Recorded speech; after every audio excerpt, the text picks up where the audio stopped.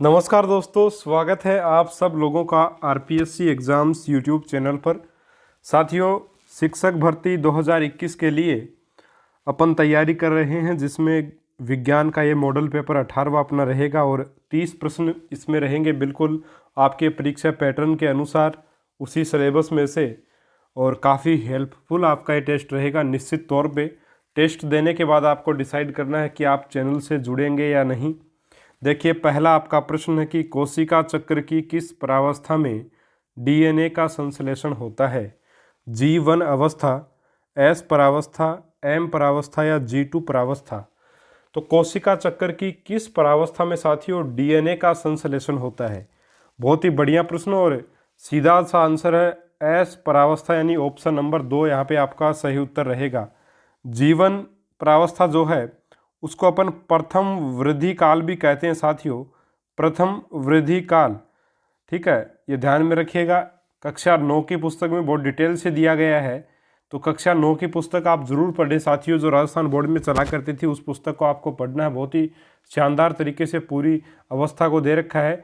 आपका ये है द्वितीय वृद्धि काल। एम प्रावस्था को अपन क्या बोलते हैं साथियों? विभाजन अवस्था। ठीक है, एम प्रावस्था को क्या बोलते हैं?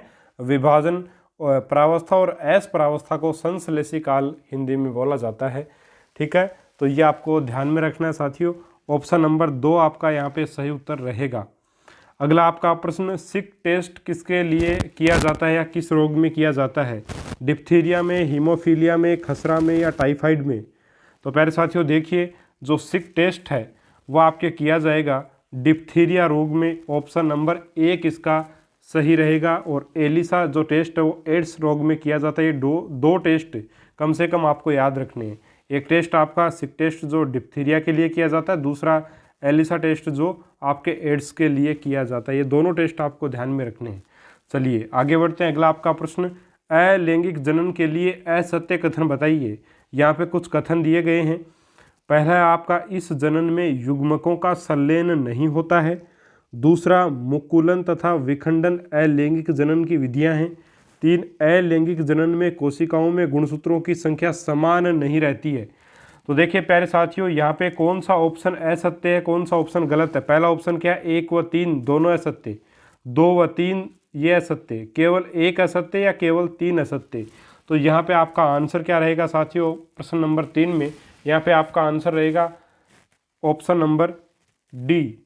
ठीक है, ऑप्शन नंबर कौन सा रहेगा? डी वाला आपका रहेगा, यानी कि केवल 3 है वह आपका असत्य रहेगा। अलैंगिक जनन में कोशिकाओं में गुणसूत्रों की संख्या समान नहीं रहती है। ठीक है, ये असत्य कथन है साथियों, समान रहती है, ये रहेगा सही। ठीक है, तो अलैंगिक जनन में निश्चित रूप से युग्मकों का संलयन तो नहीं होता है, और विखंडन और मुकुलन जो वो अलैंगिक जनन की ही विधियां हैं। लेकिन जो आपका आगे दिया है, अलैंगिक जनन में कोशिकाओं में गुणसूत्रों की संख्या समान नहीं होती है, तो नहीं, ये गलत है, यहाँ पे समान होगी। ठीक है, तो ऑप्शन डी यहाँ पे आपका सही उत्तर रहेगा। चलिए चौथा आपका प्रश्न कि थायराइड प्रेरक हार्मोन किस ग्रंथि द्वारा स्रावित किया जाता है? थायराइड ग्रंथि द्वारा, पीनियल ग्रंथि द्वारा, पीएस ग्रंथि द्वारा या पैराथायराइड ग्रंथि के द्वारा? तो साथियों थायराइड प्रेरक हार्मोन है, थायराइड हार्मोन नहीं है आपका। थायरोक्सिन हार्मोन तो थायराइड ग्रंथि के द्वारा स्रावित किया जाता है, लेकिन पूछा क्या है मैंने? थायराइड प्रेरक हार्मोन किसके द्वारा स्रावित किया जाता है? तो वो रहेगा आपका साथियों पीयूष ग्रंथि के द्वारा। ऑप्शन नंबर 3 इस प्रश्न का बिल्कुल सही उत्तर जो वो रहेगा। चलिए आगे बढ़ते हैं। 5वां प्रश्न है, निम्नलिखित में से कौन सी श्वेत रक्त कणिका नहीं है? बी लिम्फोसाइट, बिम्बाणु, बेसोफिल या मोनोसाइट? तो प्यारे साथियों यहाँ पे जो बिम्बाणु है वो आपका वाइट ब्लड सेल्स नहीं होंगी, बाकी बी लिम्फोसाइट्स, बेसोफिल, मोनोसाइट ये सारे के सारे इसी में पाए जाते हैं ना, तो WBC में ही रहेंगे बाकी तो। लेकिन ऑप्शन नंबर आपका जो 2 है वो यहाँ पे नहीं होगा, ऑप्शन नंबर 2 इसका सही आंसर हो जाएगा।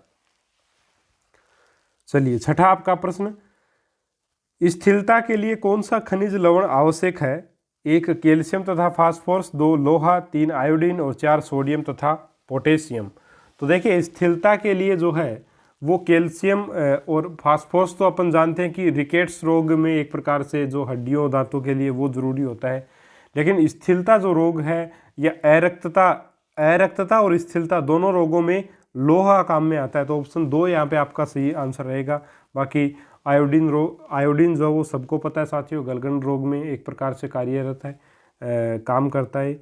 और सोडियम तथा पोटेशियम जो है ये आपका जैसे हीमोग्लोबिन है आपका, सॉरी, जो आपका बीपी का हाई बीपी है या लो बीपी है उसमें एक मतलब मददगार साबित होता है। और तंत्रिका आवेगों के संचरण में भी ये मदद करता है। तो यहाँ पे स्थिरता के लिए और अरक्तता के लिए लोहा जिम्मेदार होता है। तो ऑप्शन 3 यहाँ पे आपका, सॉरी, ऑप्शन नंबर 2 यहाँ पे आपका सही उत्तर रहेगा। अगला आपका प्रश्न है मित्रों, दक्षिणायन के लिए सही नहीं है।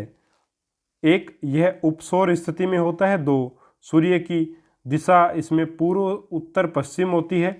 3, दिन छोटी व रात बड़ी होती है। और 4, उपरोक्त में से कोई नहीं। तो सही नहीं है वो बताना है, तो ऑप्शन 2 यहाँ पे सही नहीं है। दक्षिणायन के समय जो दिशा होगी सूर्य की साथियों वो क्या होगी, पूर्व में तो हमेशा उगता ही है, उसके बाद में दक्षिण से होते हुए कहाँ जाएगा, दक्षिण से होते हुए कहाँ जाएगा साथियों, पश्चिम में जाएगा। दक्षिण से होते हुए पश्चिम में जाएगा।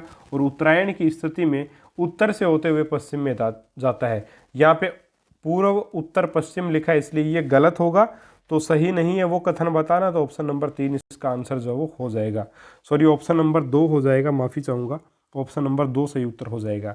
अगला आपका प्रश्न 8वां, डिमोस तथा फोबोस किस ग्रह के उपग्रह हैं। तो सब लोगों को पता है कि डिमोस और फोबोस जो हैं वो आपके साथियों मंगल ग्रह के उपग्रह हैं। तो ऑप्शन नंबर 1 सीधा सा इसका आंसर जो वो हो जाएगा।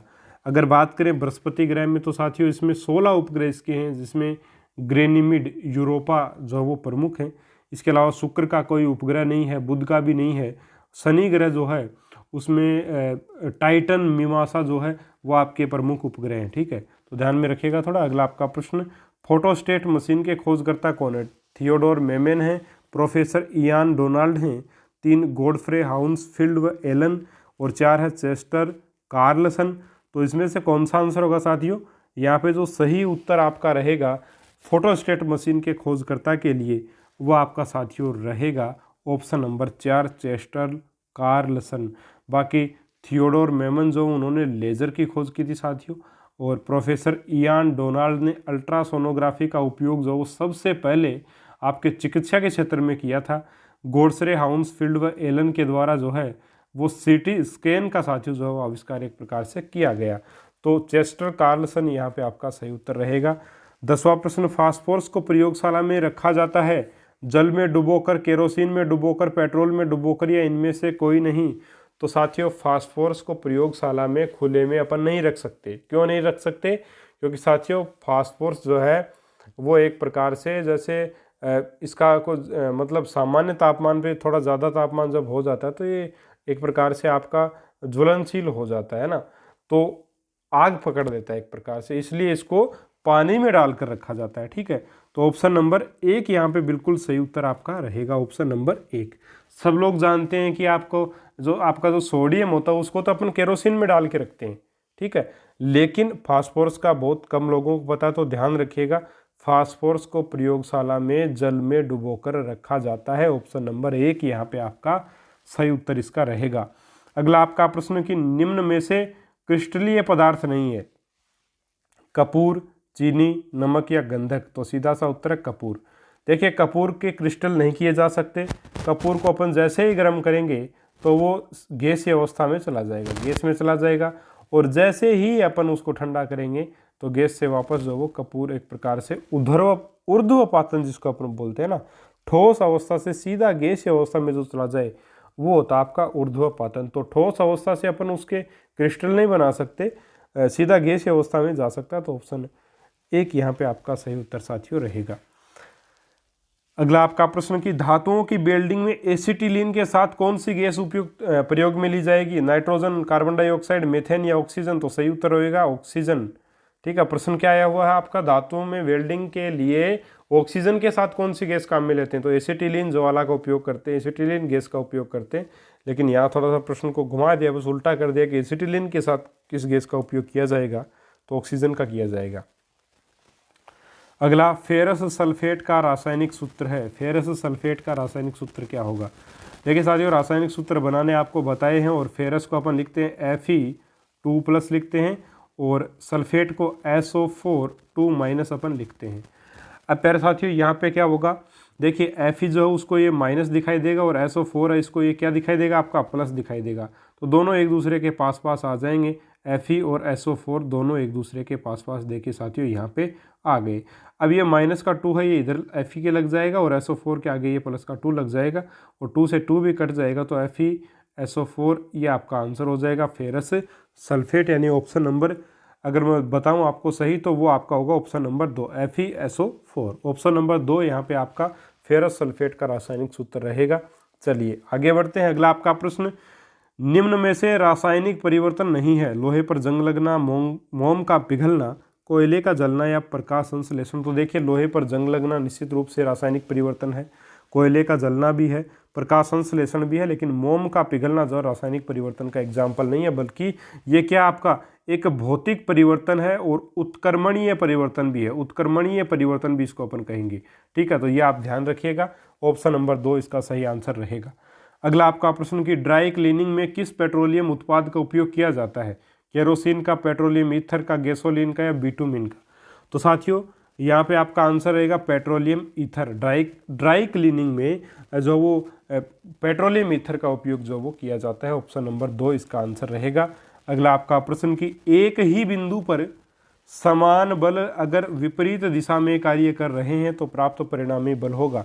देखिए साथियों परिणामी बल का सूत्र आपके पास क्या होता है, वैसे तो अपन जानते हैं कि एक बिंदु है और उसके ऊपर एक F1 बल इधर लग रहा है और F2 बल इधर लग रहा है। ये बिंदु O है जिसपे F1 और F2 बल लग रहे हैं, विपरीत दिशा में लग रहे हैं, बिल्कुल एक जैसे बल हैं। यानी कि अगर F1 आपका 10 न्यूटन है बल का मान और F2 का मान भी 10 न्यूटन है, तो निश्चित ही साथियों जो एक प्रकार से ये जो आपका महसूस करेगा। देखिए प्रश्न क्या है कि समान बल अगर विपरीत दिशाओं में कार्य कर रहे हैं तो प्राप्त परिणामी बल कितना होगा। तो परिणामी बल अपने को मिलेगा कितना भाई, एक प्रकार से देखें तो इस बिंदु पर तो लग रहे हैं लेकिन एक साथ थोड़ी लग रहे हैं, अलग अलग लग रहे हैं, तो बिंदु तो यही रहेगा, इसके ऊपर तो कोई बल लगा ही नहीं एक प्रकार से, क्योंकि इस बल को ये बल काट रहा है यहाँ पर। तो आंसर क्या आएगा आपका, 0 आएगा सीधा सीधा अगर सोचने पर देखें। लेकिन वैसे अगर निकालना चाहो तो फॉर्मूला भी इसका साथियों क्या है आपका, ये आपका होता है F1 का स्क्वायर प्लस F2 का square plus 2F1 F2 cos theta, ये आपका रहेगा। ठीक है, अब देखिए यहाँ से निकालेंगे, सारे बल बराबर हैं तो अपन बल को F ले लेंगे, F² प्लस 2F1 F2, और देखिए साथियों समान दिशा में लग रहे हैं इसलिए कोस थीटा का मान कितना आ जाएगा 180 डिग्री, और कोस 180 डिग्री या कोस पाई का मान कितना होता है -1 होता है। तो निश्चित रूप से क्या बन जाएगा 2F², भाई दोनों F जुड़ जाएंगे, और यहाँ पे कोस 180 का मान माइनस में आएगा तो माइनस का 2F1 F2 है, तो यहाँ पर भी देखिए F ही रहेंगे क्योंकि F1 और F2 दोनों बराबर हैं, बराबर बल कार्य कर रहे हैं, तो यहाँ पे आ जाएगा 2F। ठीक है, 2F² आ जाएगा है ना, तो 2F² से 2F² घटा 0 बचा, और आंसर भी आपका क्या आ जाएगा 0 आ जाएगा। तो ऑप्शन नंबर 3 इस प्रश्न का सही उत्तर जो वो रहेगा। ठीक है साथियों, चलिए आगे बढ़ते हैं। पिचकारी किस सिद्धांत पर कार्य करती है, पास्कल के नियम पर, बर्नौली के सिद्धांत पर, आर्किमिडीज के सिद्धांत पर, या इनमें से कोई नहीं। जो पिचकारी है साथियों उसमें एक प्रकार से जो आपका बर्नौली का सिद्धांत है इसके ऊपर कार्य करेगी, और बर्नौली के सिद्धांत के अनुसार तंग भाग से पदार्थ तेजी से निकलता साथियों, तथा दाब कम रहता वहाँ पे। तो निश्चित ही देखिए अगर तंग भाग होगा तो उसमें प्रेशर जब भी लगेगा तो तेजी से उससे जो है वो द्रव निकलेगा, और तेजी से जब द्रव निकल जाएगा तो वहाँ पे दाब भी क्या होगा, कम होगा निश्चित रूप से। तो ये आपका ऑप्शन नंबर 2 यहाँ पे आपका सही आंसर रहेगा। चलिए आगे बढ़ लेते हैं। अगला आपका प्रश्न 18वां कि स्पष्ट प्रतिध्वनि सुनने के लिए मूल ध्वनि और प्रतिध्वनि के बीच में कम से कम कितने सेकंड का समय होना चाहिए। 1 सेकंड, 0.1 सेकंड, 0.5 सेकंड, 0.01 सेकंड। तो यहाँ पे आपका आंसर क्या रहेगा साथियों, यहाँ पे सही आंसर रहेगा 0.1 सेकंड का अंतर दोनों में होना चाहिए, तभी स्पष्ट प्रतिध्वनि सुनाई देगी। अगला प्रश्न, उत्तल लेंस में यदि प्रतिबिंब अनंत पर है तथा वास्तविक वो उल्टा है तो बिंब की स्थिति क्या होगी। प्रतिबिंब बन रहा है कहाँ पे, अनंत पर बन रहा है, वास्तविक बन रहा है, उल्टा बन रहा है। तो पूछा है कि वस्तु कहाँ पर बैठी हुई है। तो प्यारे साथियों जो वस्तु आपकी प्रतिबिंब आपका अनंत पर जब भी बनेगा, इसका मतलब वस्तु कहाँ पे रखी हुई है, वस्तु आपकी रखी हुई है फोकस F1 पर। जब भी अनंत पर प्रतिबिंब बने, इसका मतलब वस्तु कहाँ पे है, फोकस F1 पे है। ठीक है, तो ऑप्शन नंबर आपका यहाँ पे 3 जो है वो निश्चित रूप से सही उत्तर रहेगा। और अगर आपका वस्तु जो है वो अनंत, अगर अनंत पर वस्तु अगर अनंत पे है तो प्रतिबिंब आपका कहाँ बनता है प्यारे साथियों, तो प्रतिबिंब आपका बनता है F2 पर बनता है। F2 पर प्रतिबिंब जो है वो फिर बनेगा। अगर वस्तु अनंत पे है तो F2 पे प्रतिबिंब बनता है, और आपका अगर वस्तु F1 पर है तो निश्चित रूप से प्रतिबिंब अनंत पर बनेगा। ये आपको ध्यान में रखना है। और आपका दूसरा ऑप्शन क्या कि वक्रता केंद्र पर अगर वस्तु हो, देखिए वक्रता केंद्र पर अगर वस्तु हो, वक्रता केंद्र को ही अपन 2F1 भी बोलते हैं, तो 2F1 पर हो या वक्रता केंद्र पर हो एक ही बात है। तो हमेशा जो है वो 2F2 यानी दूसरा जो वक्रता केंद्र है आपका उसके ऊपर बनेगा, यानी कि दाईं साइड में फिर प्रतिबिंब बनेगा। वस्तु बाईं साइड में थी और 2F2 आपका दाईं साइड में होता है इस प्रकार से, तो ये दाईं साइड में जो 2F2 होता है इसके ऊपर प्रतिबिंब आपका बनेगा। उम्मीद है साथियों बात को आप अच्छे से समझे होंगे। 2F1 को अपन C1 लिखते हैं और 2F2 को अपन C2 भी लिखते हैं, यानी वक्रता केंद्र। ठीक है, तो ये आपका यहाँ पे ऑप्शन नंबर जो है 3 जो है वो सही उत्तर इस प्रश्न का रहेगा। अगला आपका प्रश्न, एक यूनिट विद्युत उपभोग बराबर है 1 किलोवाट बल्ब को 1 घंटे तक जलाना, दूसरा 100 वाट के बल्ब को 10 घंटे तक जलाना, तीसरा 1000 वाट के बल्ब को 1 घंटे जलाना, और चौथा है उपयुक्त सभी। तो 20 का प्रश्न जो है वो इस प्रश्न का आंसर क्या होगा। सारी बातें देखिए एक ही बात है। देखिए 1 किलोवाट बल्ब को अगर 1 घंटे जला लो, चाहे 100 वाट के बल्ब को अपन 10 घंटे जला लें, एक ही बात है। इधर अपन 1000 वाट के बल्ब को अगर 1 घंटा जला लें, और 1 किलोवाट और 1000 वाट एक ही बात है, तो ये भी एक ही बात। तो ऑप्शन नंबर 4 जो वो यहाँ पे आपका सही आंसर रहेगा। भाई ऑप्शन थोड़े चेंज कर दिए, बाकी बातें एक जैसी हैं। अगला आपका प्रश्न, लीवरवर्ट व मोस आते हैं थैलोफाइटा में, बराफाइटा में, टेरिडोफाइटा में, अनावर्त बीजी में।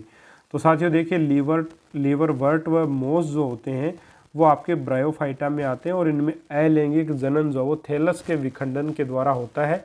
जो लीवरवर्ट और मोस हैं इन दोनों में साथियों आपका लैंगिक जनन भी होता है, लैंगिक जनन भी इनमें होता है, लेकिन अगर अलैंगिक जनन होगा तो वो थैलस के विखंडन के कारण होता है। ठीक है, ध्यान रखिएगा इसका। अगला आपका प्रश्न, मोलोक संबंधित है, मोलोक किससे संबंधित है, मरुस्थलीय जंतु से, 2 शीत आवासीय जंतु से, 3 नभचर से, और 4 जलचर से। तो आपका आंसर क्या रहेगा साथियों, यहाँ पे मोलोक किससे संबंधित है, ऑप्शन नंबर 1 सही रहेगा, मरुस्थलीय जंतु से संबंधित है मोलोक। इसका डायग्राम भी आप देख सकते हो आगे।